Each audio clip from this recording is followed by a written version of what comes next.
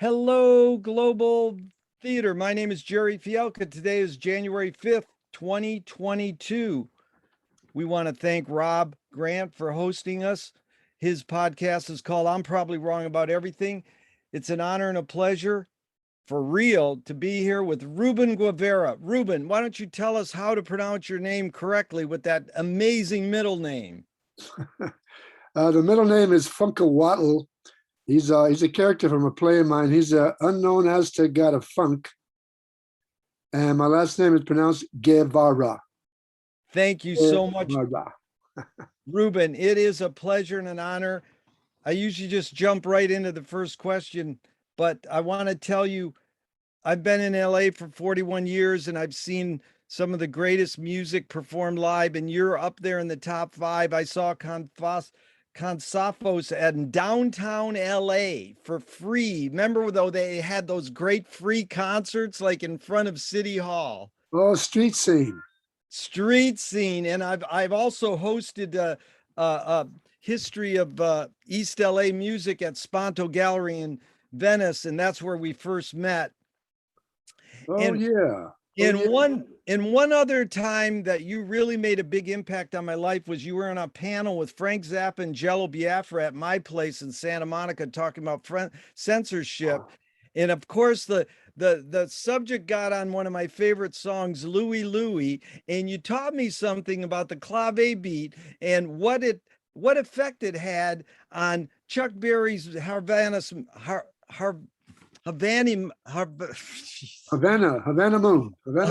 Moon, and how much impact that had on Richard Berry writing Louie Louie. And also on Bo Diddley with the clave beat. Bop, bop, bop, bop, bop, bop, bop, bop, bop, bop. Bo Diddley, where you been? Bop, bop, bop, bop, bop. Yeah, it's there too. And there is a lot of history of Ruben on YouTube. And that's where we're going to not go deep into that background that you've already done in your book and on that amazing 1-hour documentary on KCET Artbound. But there you can see that clip of you trading vocal licks with Bo Diddley at Shindig. Yeah. Like Alice Baggs says, can I say that Ruben's a badass? So anyways, let's just jump right into it. Ruben, what's the best thing for a human being? To be honest, authentic. Nice. What's your favorite form of information, how it comes into you? You mean technology or spiritually? Or Well, that's a good question, because that's what this series is all about. You're answering a question with a question. It's and I appreciate that. You put all the questions into the context you want. So like I asked someone, what's your favorite form of information? And they once said human touch. Now, most people don't think human touch is information, but information, the word implies technology or, printed word, spoken word, electronic word. But just in general, what's your favorite form of information? Okay, well, I'll go with that, with a sense thing. I'll say a smile. Nice. I like that. And why do you think humans collect or gather information?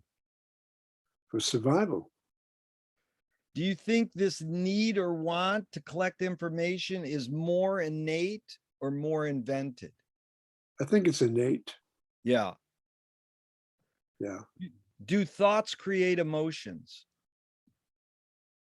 Thoughts create emotion. Yeah, they do. Yeah, sure. Is thinking more innate or more invented? Thinking.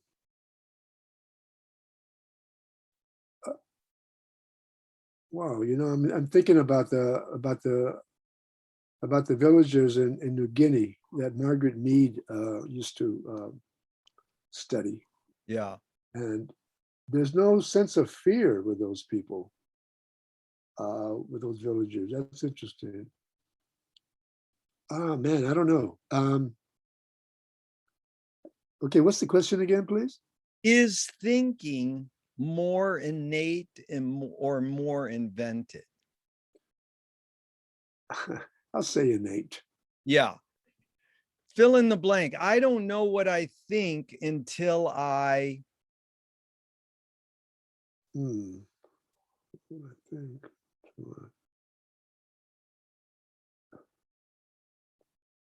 I don't know how to answer that. That's all right. I got it from Marcia McLuhan says, I don't know what I think until I say it. In Joan Didion, who just passed, says, I don't know what I think until I write it. Oh, okay. Yeah. Can humans think without language?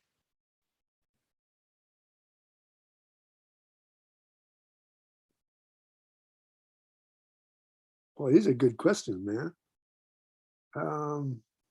Think without language. I think so. A different kind of thinking, the more intuitive. Yeah. The more intuitive kind of thinking, maybe. I'm thinking of the Aboriginals. They have an interesting concept of dream time. Yeah.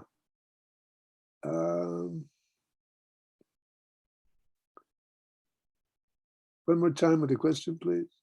Can humans think without language? Yeah. Yeah. Intuitively, instinctively. Yeah.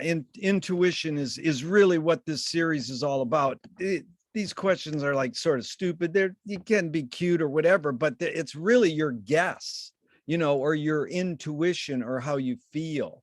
Because, right. Some of them are like, well, that you need a neuroscientist. It's like, no, I just want your guess, your hunch. Like Lily Tomlin says it well, reality is just a collective hunch.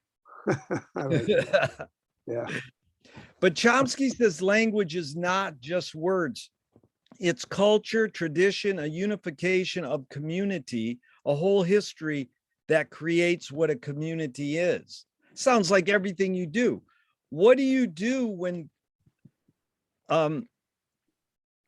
language doesn't work? When language breaks down, what do you do? I feel my gut. Yeah. And how I react in the moment. Yeah, intuition, I guess, gut intuition. That's good. Alan Turing asked these next two questions in 1950. Is thinking a function of the soul? Huh. It's wow. Thinking the subject of the soul. Well, if you're a poet, I think if you're a poet, you think that way. I think that way at times, yeah. That the soul can think and laugh and whatever and sing. But I don't know. That's a tough one too. Yeah, I think it can. I think the soul does think. I think, Yeah. you know what? I think the soul is the conscience of God. Yeah, it's beautiful. The second Turing question was, can machines think? If they're programmed to. I just wrote a short story about a fembot in a relationship. She's a caretaker. And I think if you're programmed, you can. If you're programmed, the caretaker programs the robot with all his interests, and they communicate that way. So yeah, I think you can. I mean, it's it's controversial, of course, but I think so. Yeah, it's interesting because Zappa's the book that influenced him the most that he's talked about is More Than Human by Theodore Sturgeon. Which I don't know it, but I don't know the book. I haven't read it, but I know it affected Phil Lesh from the Grateful Dead as well. And it's just that idea, more than human, like your fembot is more than human. They might have elements that we want to put in it, but this is an interesting subject that's hot. And everybody's fearing now that, you know, machines are going to take over the world or whatever. So Well, you know what? If they're programmed properly, I'm ready for that. That's what happens in my story. They're programmed to be more careful and more to be more of stewards of the planet and taking care of it. yeah. I think there's potential in that in programming androids or whatever you want to call them to be helpful Yeah. to help survive, to help the planet survive, and to help humans survive. Yep. Yeah, I'm shocked that it hasn't guns aren't invented. Like when you're a cop, you're using a gun and you shouldn't be using it. You should be using your taser. Your gun won't work. It's just like, Exactly. yeah, come on, that's simple. These kids can make any algorithm in any program. That's like duh. Yeah, yeah. What was that woman that was just convicted that she pulled her taser, thought it was her? I mean, she pulled her gun, thought it was her taser, Right. and killed that guy. Yeah. Yeah. So So do you more pursue happiness or more pursue meaning?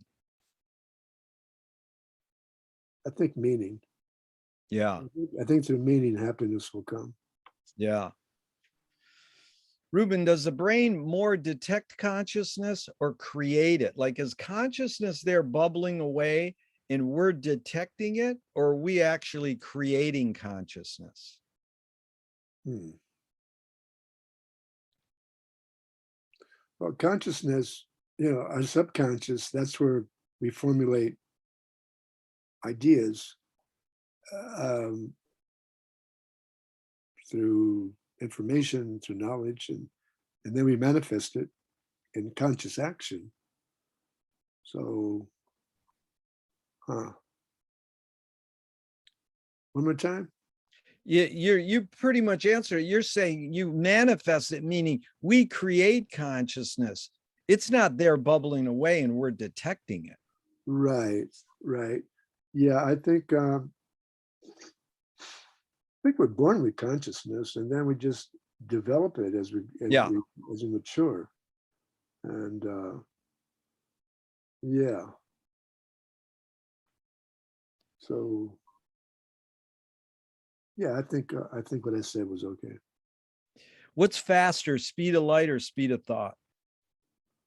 Oh man, uh, I'm not a scientist, so I really can't answer that exactly. But speed of light, speed of sound, speed of light.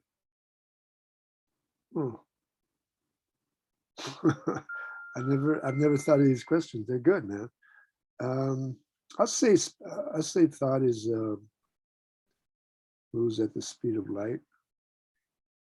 Since we come from light,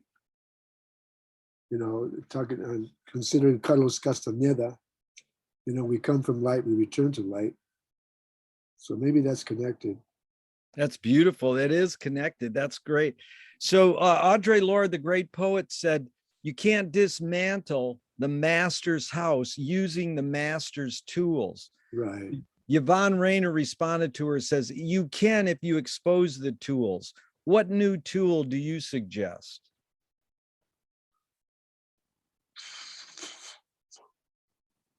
Well, speaking for myself, I just think intuition and awareness, feeling the vibe, but that takes development. It only comes through awareness. I think you develop through awareness or by awareness. And how do you get that? I think by being quiet and being still and going inward. I've been doing a little reading of Eckhart Tolle, and I like his inward ideas about our true self is the ineffable, and that's within. And once we can go within and find that peace, find that knowledge, find that energy, that power, then we manifest that, and we serve the world with our work through that. I consider myself a cultural servant, and I just share what I share human experience through my work, songs, stories. So Did you get that more from the way your parents raised you, or you got it on your own On my own. to serve other people like that? On my own. Yeah. Yeah. What do you worry about when you go to bed at night? Lately I've been, I was going to have a hip operation on Friday, but I found out how much it was going to cost. And I said, wait a minute, hold on everything. Man, and that's one thing too about worrying. I think I worry too much. Finances and, will projects work out and just, doubts. But I catch myself as a, wait a minute, hold it. The universe has got your back, so stay on track. And that I remind myself that, and I'm back, and I fall asleep. That's good. What's the difference, Ruben, between worry and concern? That's a good one. Well, again, worries come out of fear. We fear the unknown, and fear is based on ego. Worry, is based on ego. Concern is more of a compassionate, I think, reflex or thought. Yeah. Yeah. Well, I'm worried about when we get cut off on the Zoom that you go back to your email, get your link, and we'll finish that off. So this is going good. You get what I'm after. We're just having fun here. Wait a minute. Are you more afraid of new ideas or more afraid of old ideas? I'm not afraid much, man. Like I said, I catch myself when I'm feeling fearful. I know it's my ego talking, and the ego is the phantom self. And so I try not to worry or think about that kind of stuff. Yeah. I just go by instinct and intuition and just trust my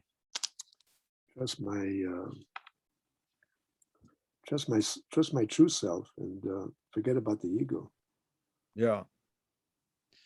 Well, you brought up truth, and to be honest was the best thing for a human being. And you said authenticity. And I'm curious because the great filmmaker Louie Louie says, I'm for anyone who seeks the truth, but I part ways when they claim they found it. Oh, that's good. Yeah, I like that. Yeah, no, you can't be talking about that. The truth, it's my truth. And whether you can dig it or not, then that's where it's at. But I don't proclaim to know the truth. I just act the way I feel is truthful and authentic, and let it go at that. Yeah. Can you conjure up your earliest memory ever, or one of them? Oh man. Oh. Oof. Yeah. In fact, there's a photo of me in that documentary when I'm 3 years old. I'm standing real defiantly, and I have my foot on a little chair that my great aunt had bought for me in Tijuana, along with a guitar. And I used to sit on that little chair and play that little guitar, just not knowing what I was doing, just strumming away. But I remember that very clearly. And if you look at that picture, it's towards the end when I don't know, there's something talking about mongrels or whatever. And I'm standing there very defiantly. I don't know who took the picture. It's a great photo. Maybe it was my great aunt. But yeah, that just shows, my steadfastness and that little chair. I love that little chair because I could play my guitar on it. But no, that's my first big memory that I still remember very well. 3 years old. Amazing. Is memory more a curse or more a blessing? Curse or blessing? Well, it depends on what you allow yourself or it depends on how you allow yourself to react to a memory. Yeah.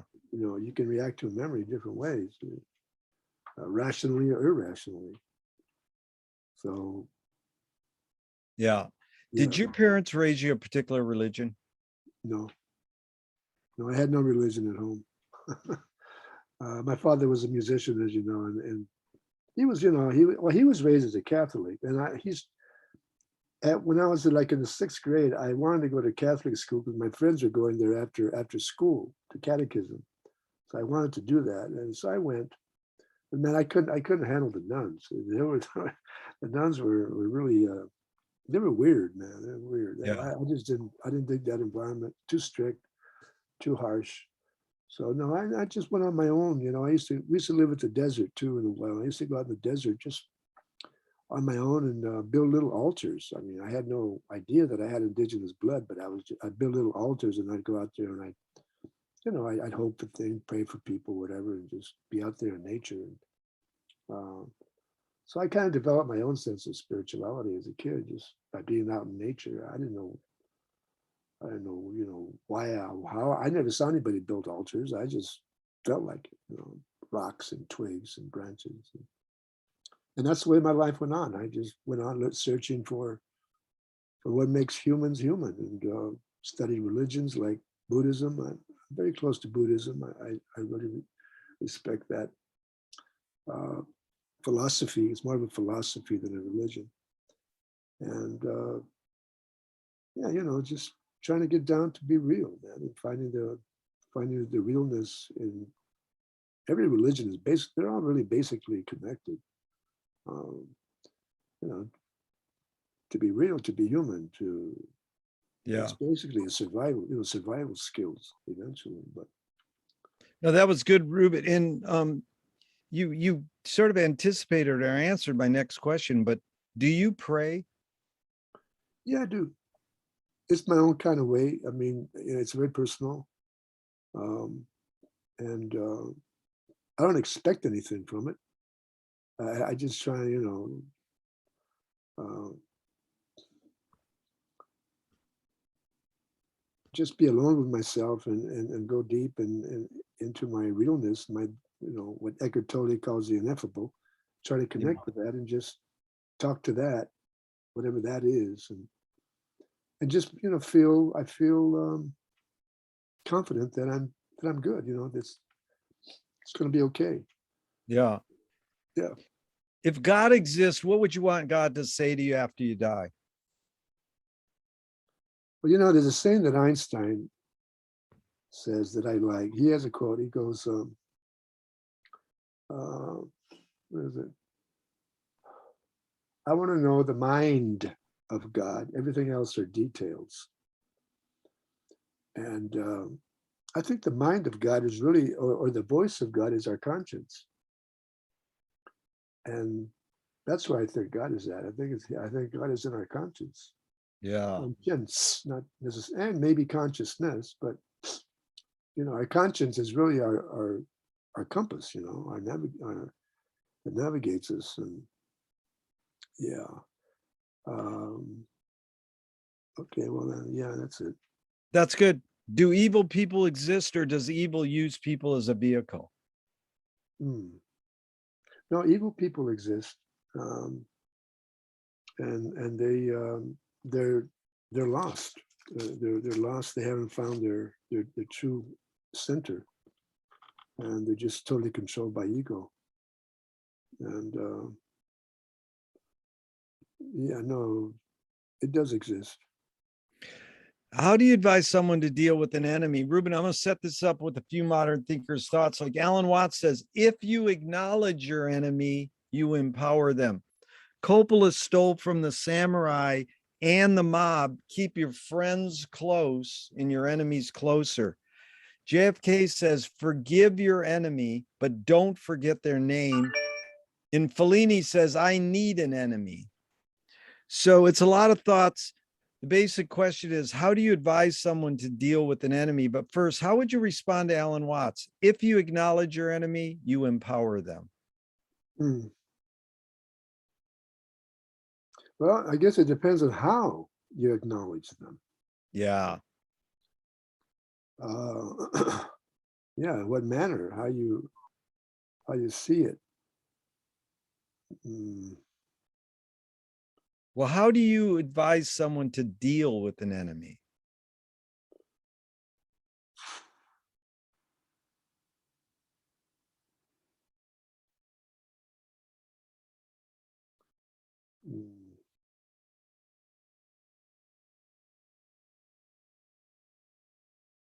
Well, okay, I like this. I like this analogy that I heard someone say, a teacher, that when when something attacks you, you think of yourself as a cloud, and it goes through you. If you come from an ego state, you will block that from going through you, and that's where there's going to be problems. I'm not saying to be passive, but it's kind of a, I mean, if I was in that position, I have a good example. My fucking neighbor, man. He has a motorcycle and two dogs, and dogs aren't allowed. And he lives like 6 feet away from me. And I have to always just kind of catch myself, you know, of not blowing my top, and just, I've talked to him in the past and he doesn't pay attention. So I'm invisible to him. So I think, okay, cool, I'm invisible. Well, then I'll just let all this anger just pass through me, and not let my ego stand and get all, you know, crazy and angry over it.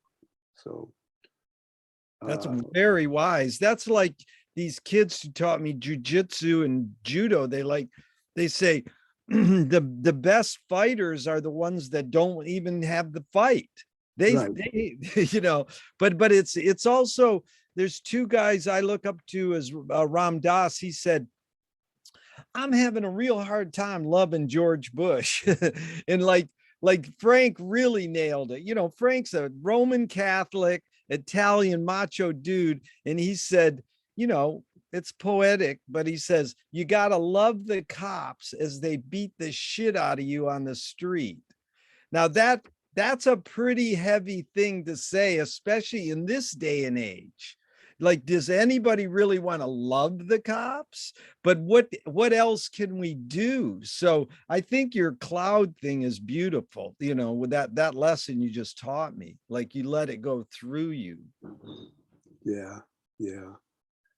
I don't know about loving the cops, man. That's a hard that's a hard that's a tall order. But you know, I mean, okay, to be fair, you know, cops are doing their job, and they're out there, you know, they're on the line, man. With they put their lives on the line. But Right. I think a lot is I think too much is emphasized on them using their weapons, Yeah. and not having other approaches. You know, especially with mentally disturbed people. You know, they don't know how to talk to them and how to deal with them, so they just shoot them. Yeah. And I think that kind of culture has to change. But It's got to you change. know, It's like, I don't, yeah. well, the guy who went into the department store and started beating up people, and the cops shot him, and the bullet killed the 15-year-old girl in the Yeah, trying on her dress, and her mom's holding her dying. It's like, tase the dude or something. You don't have to shoot him, you right, know. right. And That's why can't you shoot him in the knees or legs? You know, exactly. you don't But have you to don't even kill have him. to shoot him because there's people around. Don't shoot, don't fire. If Yeah, there's people around, that's when they shot the kid in Venice. And in the kid goes, he goes, let me see your ID, and the kid's reaching in his pocket, and the yeah, cop thinks he's pulling a gun out, so right. he shoots him, True. and the bullet ricochets off the cement and hits the cop in the leg. His own bullet hit himself, so he said, oh, he's shooting me, and then he kills him. It's like, dude, he didn't even have a gun on him. It's like, this is just, so sorry to go off, but Oh that yeah, no. Yeah, no, what but you said is really true, that we have to do something about how they utilize weapons that are yeah, deadly. yeah, yeah. That's a no-brainer. So James Joyce was a projectionist in Dublin 100 years ago, ran a movie theater. He basically checked out. He said, this is stupid. Why should I go inside a building and see a movie of a tree when I can go outside and see a real tree? Years later, Faulkner said, sometimes the best fiction is more true than journalism. Why do we have to recreate things in order to get them? Why do we have to go to a theatrical play of people acting out life? Why don't we just live life? Right. Well, what's the question? Why, yeah, it's sort of like it's like, what is the function of art? That's sort of the hidden question, but it's like, why, like you did something that really blew my mind. You recognize that Frank invented theatrical rock. I've been saying this for years and no one says it really. They sort of talk about it, but you realize that seeing what he was doing, and you've incorporated theater in your life, in all your stuff, your music, your poetry, in theater. But why do we have to create theater? Why is there theater? Why don't we just live life? Why do we have to recreate things?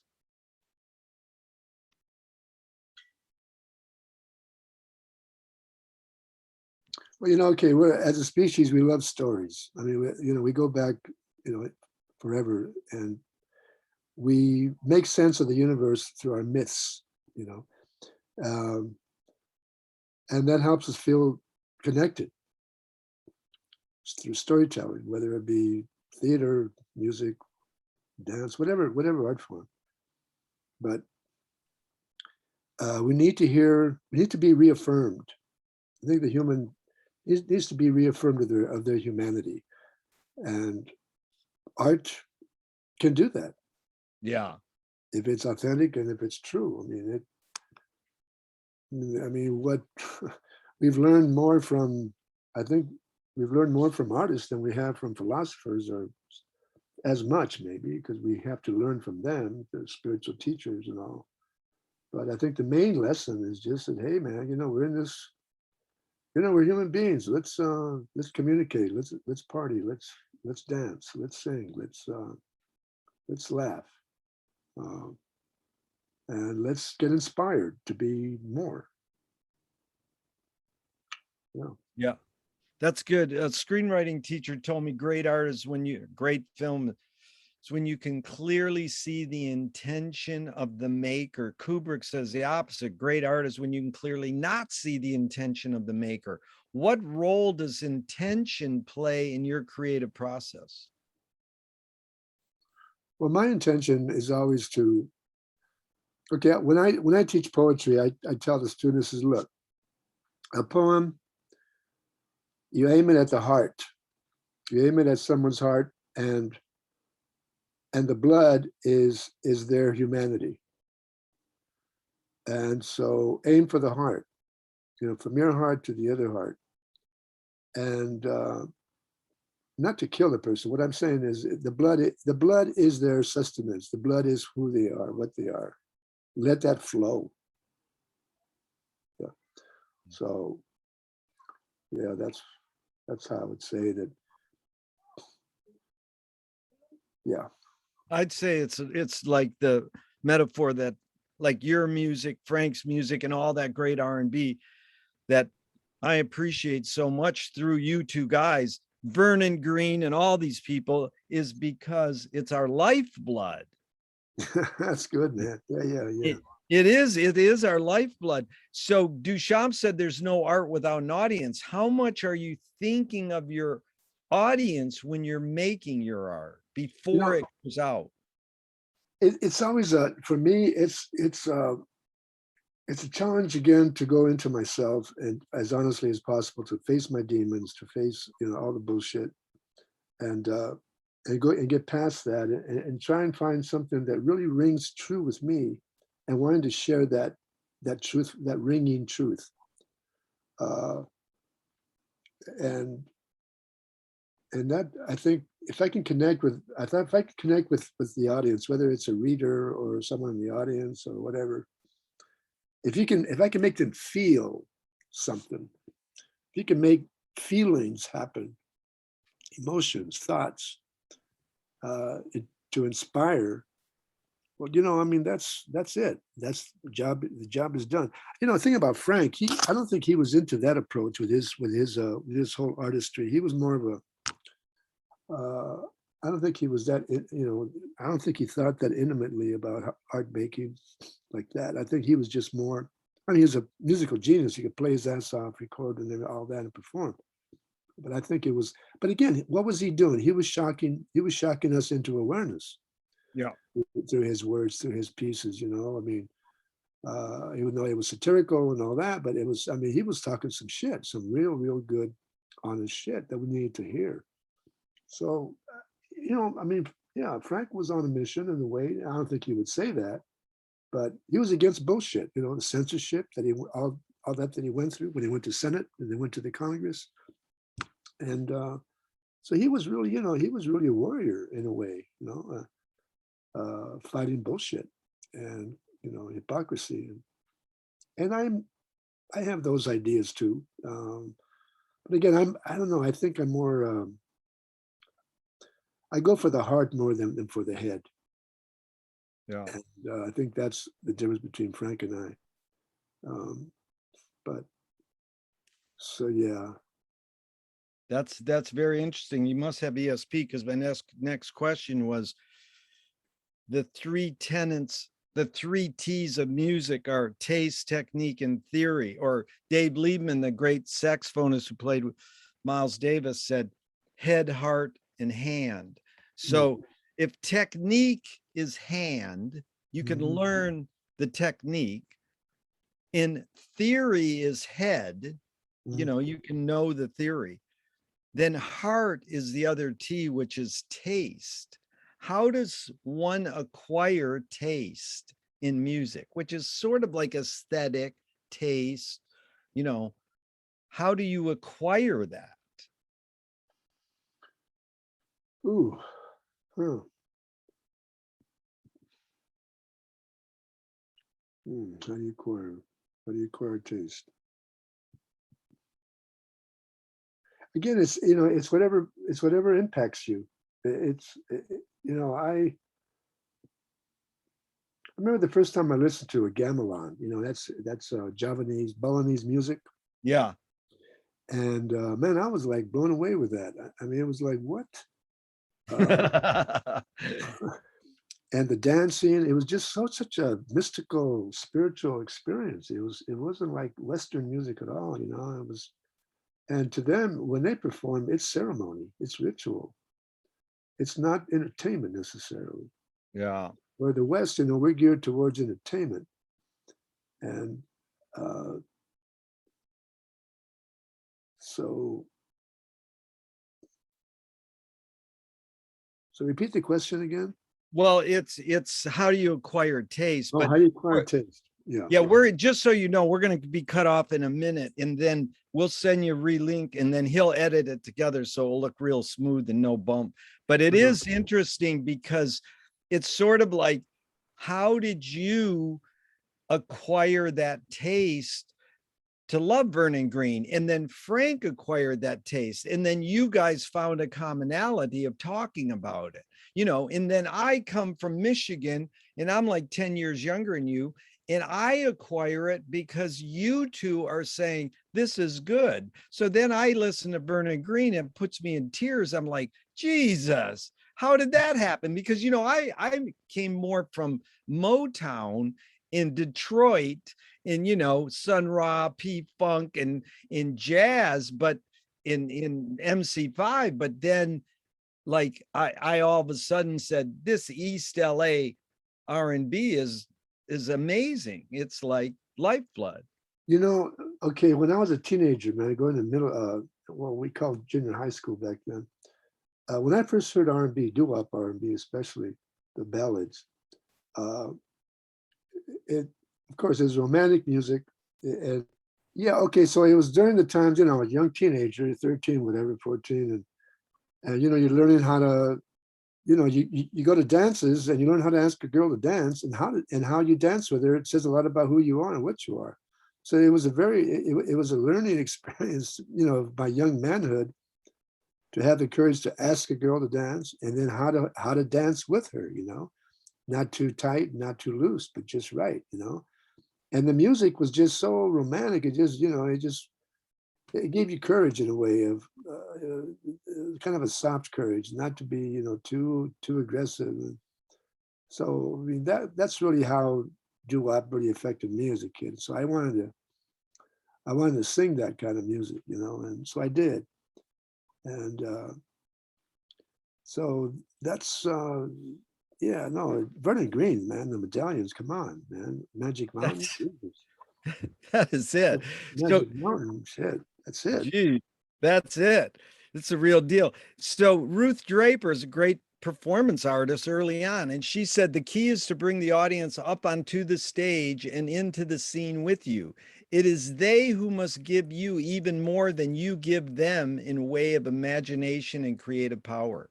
So you as a performer, rock star, poet, performance artist, how do you bring the audience up onto the stage with you? Well, in performance art, it's a different approach. A lot of my earliest stuff in performance was kind of ceremonial.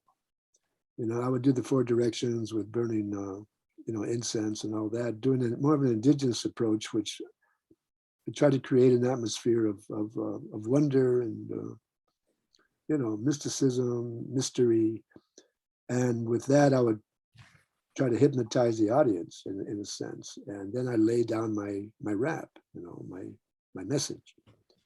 But in rock, it's a whole different approach. It's more visceral. It's louder. It's again, it's communicate your inner soul. You got to be soulful. I mean, I'm talking about if you're going to do soul music, you got to be soulful. I mean, it's got to be as real as you can be to be effective.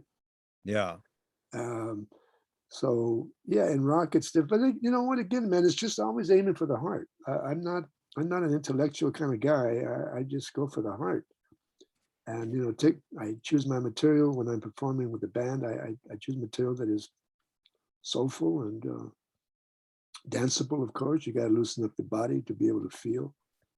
And then you just give them some stone soul, heartfelt music, and connect that way. Same thing with my poetry. I was trying to find, aim to the heart and let the person bleed their consciousness. And so, yeah, it's different approaches, but it's all based on connection and how you connect, and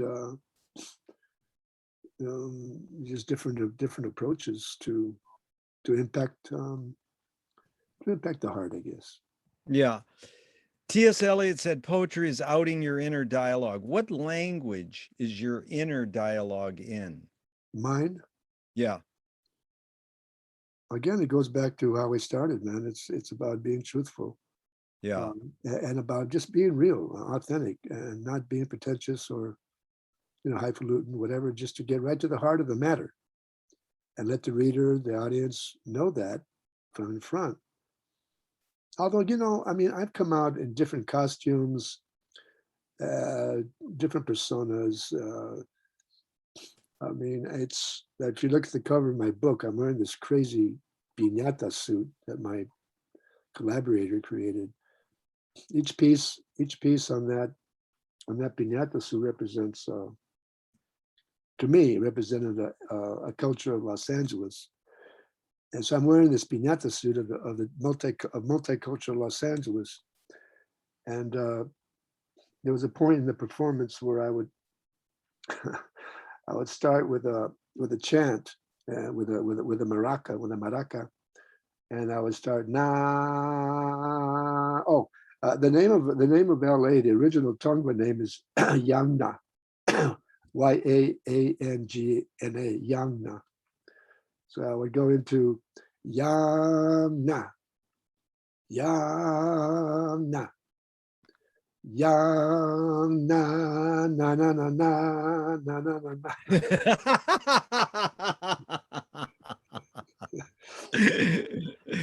So That's what I love. When I saw Safos on the steps of City Hall in LA, that street scene, that was the real deal. We were seeing the Peppers, James Brown, and you free on the steps of City Hall. I said, something's right. And Stevie Wonder, something's right with the universe here. yeah, in fact, that was the only time I ever saw James Brown live, was at the street scene. I remember that show. Yeah, great show. Yes, beautiful. What's more important, conviction or compromise? Oh man. Well, I think they're almost the same.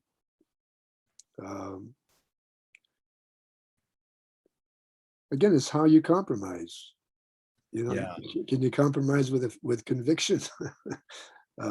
Maybe that's how we should try to compromise, with conviction, but wise conviction, not just arrogant, egotistical conviction. Yeah. You have high aspirations, my friend. That's beautiful. And you've accomplished a lot. In your accomplishments, how do you rate these three elements: luck, skill, and ambition? What played the biggest role, second and third? Well, you know, if you if you remember the documentary, I didn't have much luck with my career. Things were always falling apart. But one thing always leads to another. As long as you give it a good shot, even if nothing immediately develops from that, people remember the good shot, and it'll lead to something else, another project, another project. So, and as you do that, you're developing more skill, be more skillful, to handle your craft. And what was the last part of the question? Well, those were the three: luck, skill, and ambition. So you talked about how they fit in. And yeah, it's funny because I used to ask this question: is ambition based more on fear or joy? So most people went fear. And Mhm. then I changed it because William Friedkin, he said, in Hollywood, skill and luck have nothing to do with it. It's only ambition. Yeah. Well, I think that's a little truth. There's some truth there. Yeah, Yeah. Yeah.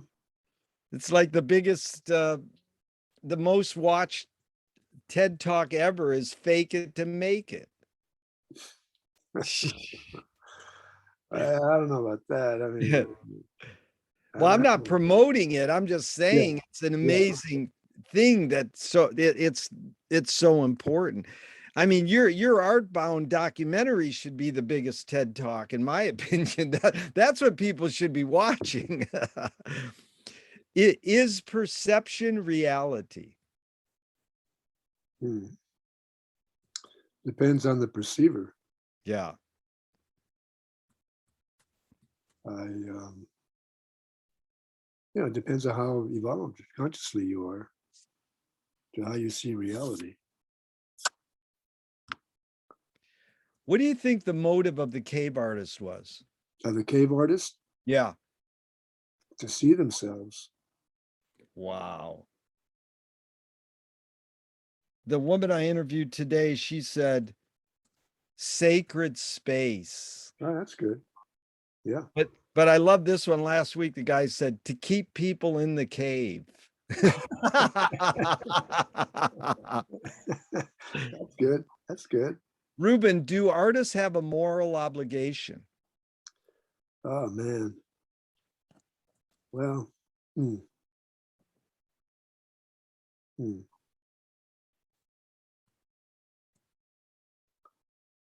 I think about Iggy Pop and and his career and how he went about it. I mean, was he?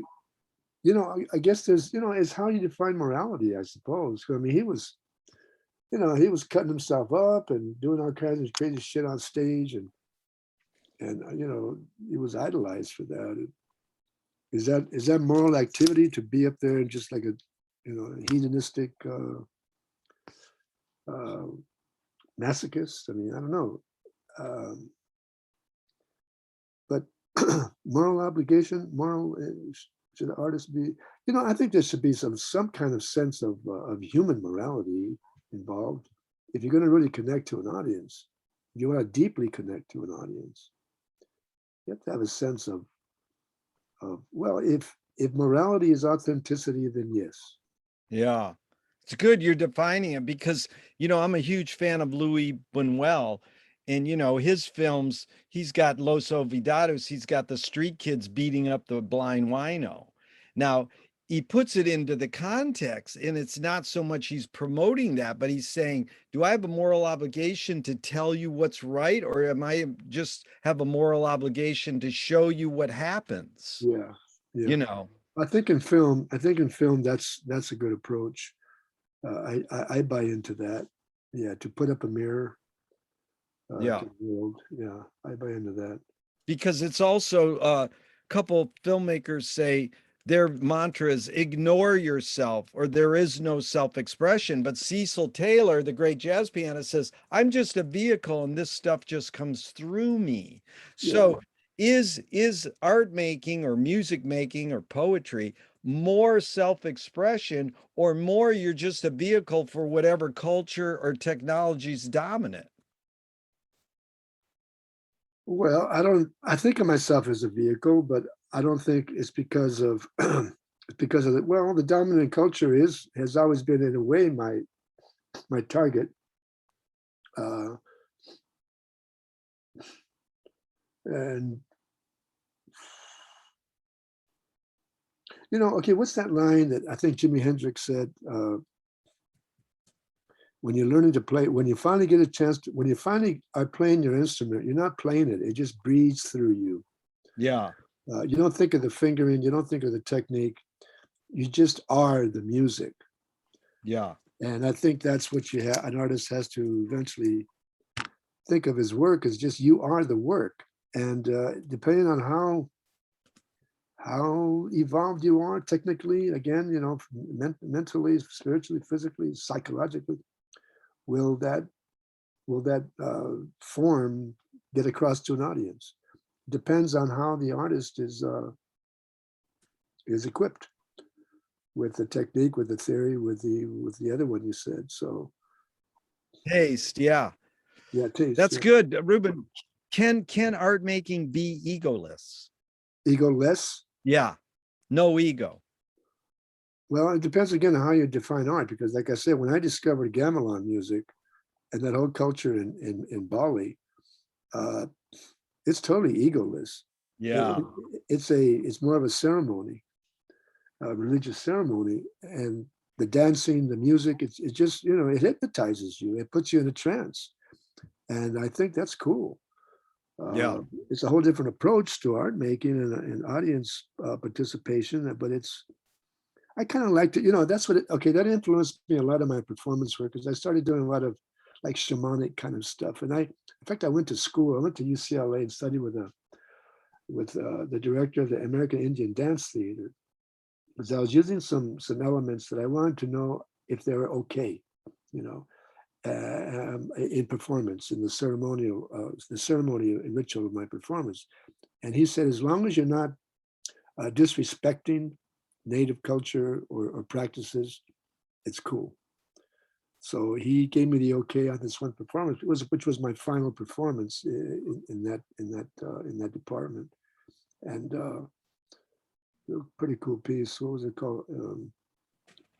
I think Aslan Babylon Rhythm and Blues, and again I used a technique of hypnotizing the audience, kind of ceremonial chanting to get to draw them in to create an atmosphere, and then I would spill out my message, which was about the invasion of the Americas by the Spanish invaders and the history of all that to the current day. So That's good because yeah. you really evoked McLuhan's one of his favorite lines is the Balinese have no word for art. They do everything as well as they can. That's true. That's it. Yeah. That's it. Yeah. Yeah. As Yeah. you brought up. Now, Moshe Feldenkrais works with healing and movement. He says it's literally possible to identify a weakness and incorporate it to become a strength rather than we're normally taught to overcome a weakness. Tell me a weakness you turned into a strength. Of a weakness of mine that I turned into a strength. Yeah.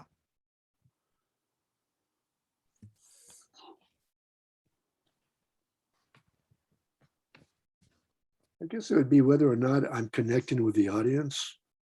If my material is strong enough to connect with the audience. That was I don't know if it was a fear, but it was a motivator to make me really careful of what I was doing and how I was presenting it, what I was writing and how I was presenting it. So it wasn't a hindrance. It was more of a motivator. Yeah. So Yeah, that's good. That's what we called, how do you turn a breakdown into a breakthrough, a rejection into a redirection? There you go. Yeah. How do you find peace of mind? Oh. You know, I live alone. I've been alone for, well, about 20 years, and I have a few plants in my house, and my plants are my family. I mean, I know that's, and I look at them and I see when a new little bud coming up. I'm so happy, man. You know, I just look at it as, wow, welcome to the world. You know, welcome to the world. And I don't know, I have a connection with nature, I guess, and the life force that comes through a plant, you know, a fucking plant. But I get so happy when I see a plant come, a bud come through, a new leaf, and I'm thinking, wow, man, life is still going on, and I'm part of it, and it gives me peace. You know, I said, wow, you know, the universe is still, you know, talking to me in a way, you know. So It's yeah. beautiful. You have to give a chance, if you can, to listen to Karen Klein, the filmmaker I interviewed earlier today. She makes films out of plants. She puts flowers on the film.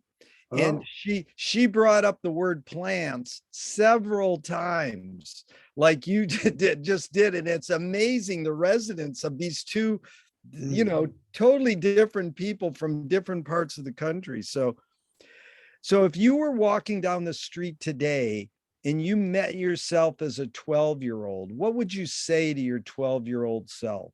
Mhm. Mm. 12 years old. So, mm.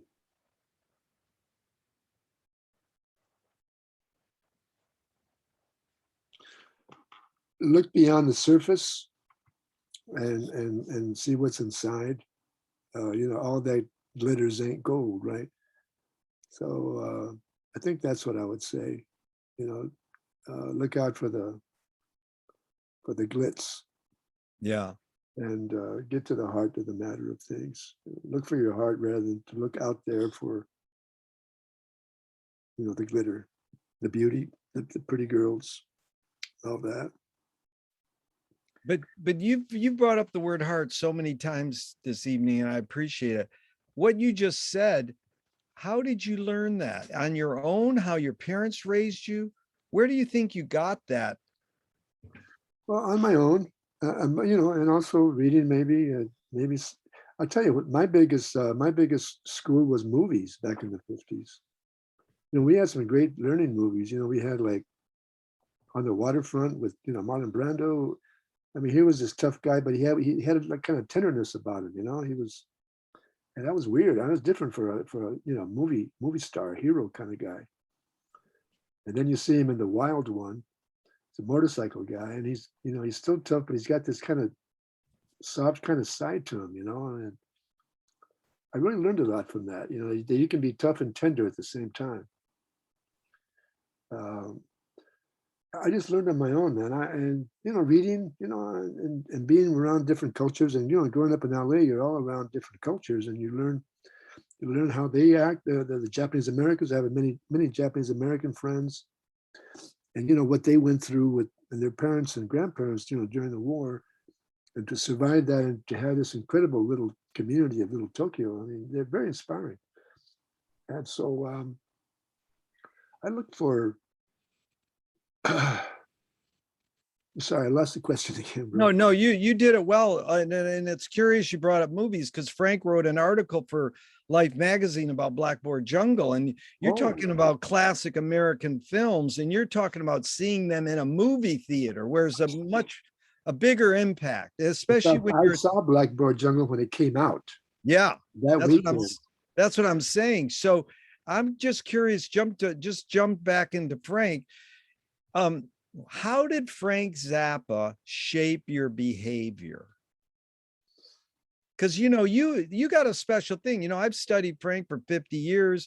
This is, you know, someone who worked for 30 years, created 60 albums, and it's pretty special that he worked with you on 2 albums, and just the way that you approached him. What I think is the courage you had to go up to him and say, hey, my name is Ruben.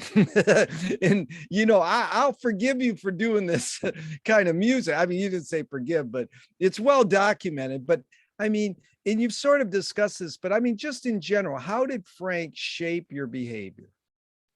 I don't know about behavior, but I mean, in terms of my artistic, my musical direction and stuff. Uh, yeah, when I met him at the Shrine that night, when he did that, it was a release concert for Cruisin' with Ruben and the Jets, with the Mothers. I think the GTOs also sang that night. Yeah. But anyway, yeah, I know when I saw it, I thought, wow, man, what this guy's doing, doo-wop, in late 60s, in the middle of all this crazy acid rock. I was really impressed with that. I thought that was very courageous.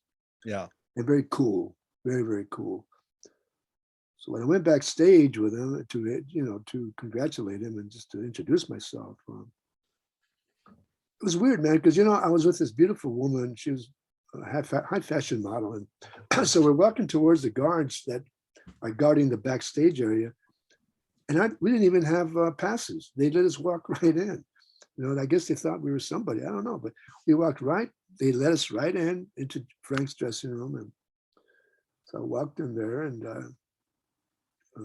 walked up to Frank and said, "Hey, man, I want to thank you for doing doo-wop in this crazy period of music. I really appreciate that. And I used to sing a little doo-wop in the day, and my name is also Ruben. So thank you, man. It's cool." And he just looked at me and says, "Oh, yeah, Ruben, huh? Well, that's a grand name. All right. Got any demos?" "Well, I think I do. Yeah, we'll drop them out sometimes." "Okay, I'll try and do that, man." So anyway, I didn't, because at that time I was interested in writing music for film, and I was kind of burned out on rock, and so I never dropped those demos off. But by chance later, I ran into a keyboard player of his, Bob Harris. Just got off the road on the Billy Mountain tour, and well, anyway, long story anyway. So anyway, we went up to Frank's that night, and he remembered me, and we were up all night playing records. I mean, he's pulled out his 78s, and we're going in deep into his R&B collection. And while I was at school at that time, I was studying music composition. I was studying the modern composers like Bartok and Stravinsky and those guys. So we got just talking about that. And I was interested in how Stravinsky and Bartok both, they composed music based on folk music of their respective countries, Bartok with Hungary and Stravinsky with Russia. And then that's when it sparked and hit me. He said, "Frank, what you're doing with Ruben and the Jets is a form of Chicano rock theater." And he looked at me and said, "Well, that's interesting. I didn't know I was doing that, but yeah, I guess you could say that." So we're playing records, and the sun's coming up, and I say, "Hey, man," he looks at me and says, "How would you like to stage a real Ruben and the Jets?" And I thought about it for a second. I said, "No, I don't know, Frank. Too many detours in rock and roll, man. I'm on a course right now, a direction of writing music for film." So he took a long look at me and said, "Well, build your own roads. Too many detours, build your own roads." So that was cool. I thought, well, that's interesting. Yeah, take what I know. And, already there's an audience there. He already has an audience. It's not like starting from scratch. But even beyond all that, beyond his musical genius and all of that, what really struck me about Frank was how he treated his kids very, very well. He was a great father. Whenever we'd have meetings and the kids would run in to show him their artwork, little Dweezil or Moon Unit, he'd put them on his knee, and he'd look at it and discuss the artwork with them, real casual. And we're in the middle of a business meeting, right? Signing a record deal or something, some big deal. And no problem. So he would do that. So I was really impressed with him as a father. And that's really what motivated me to work with him. I think this is a good guy. This is a good guy. So he was kind of a father figure, to be honest, at that time. I was very distant from my dad at that time, and I looked up to him, and Frank was.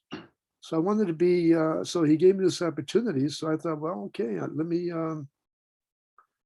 let me see what I can do with this project. And I was into theater as well. I had staged a musical before that. And so it was an opportunity that I was, really, really, eventually I agreed. And I said, yeah, let's do it. So my behavior as an artist was kind of, well, it was continued by working with him and to have to create work as good as his. I mean, it was a very big challenge. I had to rise up to a Zappa standard. So it influenced me to be very connected with the band and to create the right material and to create the right set list for concerts and all that, and to be worthy of working with Frank. And so all that kind of connected. His inner fathering ability was very inspiring, and plus him as a musician, of course, it's a heavy duty cat. That was good, Ruben, because I haven't heard you say that in all the interviews and your book and your documentary. So that helped me a lot, because I think when you touched on this thing of rock theater, it reminded me of how I call Frank an alchemist, is that he took two known things, rock and theater, put them together and created a third unknown thing or new thing, rock theater. And then he did what Preston Sturges did in creating screwball comedies. Then once you create a new thing, then you make fun of your new thing. You satirize it. So he made fun of himself with his new thing. And, that's like this double layer. And I think that's what you say, talking about a father figure. Frank was a major performance artist. It's like, Alan Caprow and Jack Smith are sort of inventing what critics are calling performance art just at that moment. But he did, he just says, I'm just an entertainer, and he didn't really pay attention to the art world. Exactly. But you actually knew that there's various ways I can go, because, one thing I dread is art kids who become rock stars. It's like, please give me a break. But I mean, it's all right. There's so many of them. Pete Townsend got breaking up his guitar from this great performance artist. And so all the power to him. But, I'm curious, you really touched that deeply, how he shaped your behavior. And there's a line that goes, you create what you resist. And I'm not saying that one creates what one resists. Bob Goldthwait, the comedian, morphed it into, you are what you hate. James Joyce said, it's a curious thing how your mind is super saturated with the religion in which you say you disbelieve. And Louis Buñuel nailed it. He said, thank God I'm an atheist. So, this is like Louis and Frank really did this. What would they be without their Catholic upbringing? They needed that to react to it. So I'm just curious, your thoughts on this. You create what you resist. One creates what one resists. Any thoughts on that?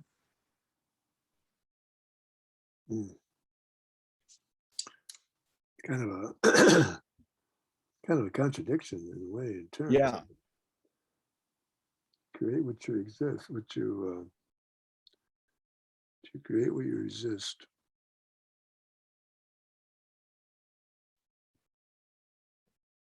I don't know how to answer that, to be honest. Yeah, no, that's fine. Because I mean, you come from this hard thing. It's like, why? It's also what you resist persists, But let's move on then. Can you forget to die? Can you forget to die? In general, you say, right? Yeah. Can you forget to die? Yeah, you can. The Dalai Lamas, in Tibetan history, when they die, it's just a natural thing. It's just it's just a transition. Yeah. So they're not thinking about dying. They're just living until time runs out. That's it. Well, we just got about 9 more minutes. It's been truly enlightening, and I'm truly honored, Ruben. Here's 5 quick Alan Watts questions just off the top of your head. in a couple words. Who started it all? Well, I don't think it was a who. It was a what. Good. Are we going to make it? As a species? Is that Yeah. what you mean? Well, it's again, you put it in the context you want. When Alan Watts says these it words, it's like you put it in the context you want. So if you say, are we going to make it as a species? Yeah, what do you think? Not in the present, not in the present state. I think we're going to have to evolve to stay alive here. And I think the art can. I think art can help us. Yeah. Okay, there's the third Alan Watts. Where do we put it? Are these like Zen koans or what? Yeah, sort of. Where do we put it? We put it where it fits. Who's cleaning it up?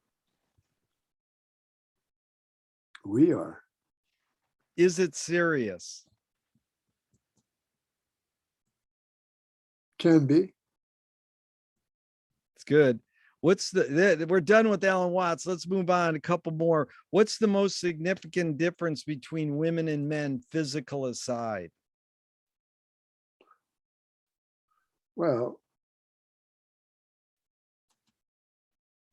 we both have both elements in each of us. There's male elements in women and vice versa. So there's yeah. What was the question again, bro? What's the most significant difference between women and men? Most significant. Well, okay. I think biologically we're programmed to be the hunter, provider, and all that kind of stuff. So we have to be more aggressive. Where the woman is more the mystical side, the mother, the nurturer. So less aggressive, but times have changed because society has made the change happen. So I think the differences are the male is more aggressive than the female. I mean, well, going back to the beginning. Yeah. But as far as now, oh man, there's really not much. There's really not much difference except physical now. I think women have become very, very powerful. Yeah. So now that's the answer I'm usually hunting for, and it's rare. People go, there is no difference. A physical aside, there's no difference, but it is an interesting phenomenon because everybody says women are emotional, men are linear, and they worry too much. But let's move on. We just got a few more. Utah Phillips says anarchy is making rules for yourself and not others. Who's entitled to make the rules? your conscience should make the rules. Nice.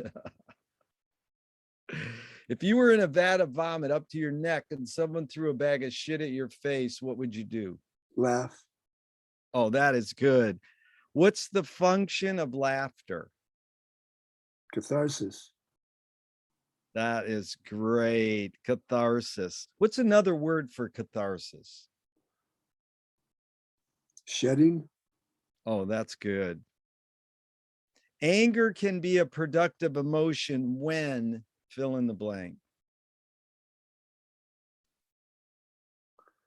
Oh, that's hard, man. Because anger comes from ego. It can become a productive, you say? Yeah, our anger can be a productive emotion when when you're held accountable. Yeah. What's the healthiest or what's the cultural shift that you see developing today that has an impact on you? I think race relations are evolving. Yeah. And I'm seeing it here in the East Side here. I live in East LA, Boyle Heights. Been here almost all my life. And there's more of awareness by the police. They're more careful. They're not as aggressive. Although they're still messed up. They're still handling. They still shoot kids, and But I think there's now in the air, there's more of an awareness about you can't do that. Yeah. So I It's think good. we're evolving culturally in terms of policing. You know, ever since George Floyd, you know, of course, that blew everything up. Yep. And so I think we're more aware of that, which I think is a good thing. It's a really good thing. So Thornton Wilder said in 28, art is confession. Art is the secret told, but art is not only the desire to tell one's secret, it's the desire to tell it and hide it at the same time. You've been generous with your time. You've laid your cards on the table. I'm not insinuating you haven't answered this. What's it really all about for you? Mhm. Well, I want to die being known as a servant of culture, of being human. It's like what it is to be human. And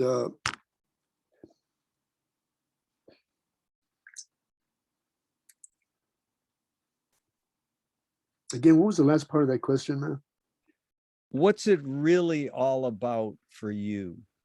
In terms of an artist, a human, a man, Yeah, all of that? all of those. Yeah, you pretty much nailed it, to be human. But who is your role model to do that? You have this high aspiration, and I think you've accomplished it.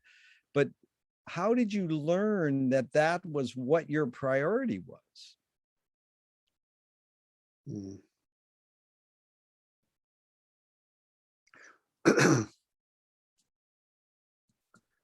I've had so many accidents in my life that I've lived through. I'm lucky as hell that I survived them. I worked in a chemical factory right before I got that shindig gig, and 55-gallon drum. I was uncapping it to dump it, and the safety valve was really tight, and I opened it, and the chemicals blew up. It was sulfuric acid, and it blew off my mask, and it burned up half of my face. And yeah, I was in bad shape, but I survived it, and that, you know, adversity kind of makes you stronger, I guess, in a way. And then I was in a car wreck where I rolled this car that had a sunroof, and it scraped my head. There was sand wound up in my head, my scalp. That's how close I was to the pavement. I survived that. It's been other times. It's in my book. And so anyway, Yeah. I've survived life and death experiences all my life, and I've always asked myself, why? Why have I survived all that?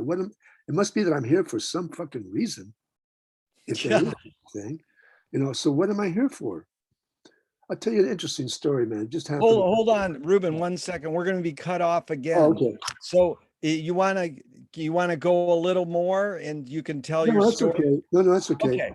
Yeah, But they can read the story in your book. yeah. Well, again, you know, give me the last part of your question real quick so I can. I think I was almost there. What's it really all about for you? Okay. You've pretty much said it, as you're thankful for being alive and perseverance. Yeah. You know, I'm going to be 80 motherfucking years next year, man. And that's, you know, that blows my mind because I don't feel that old. I don't, you know, it just doesn't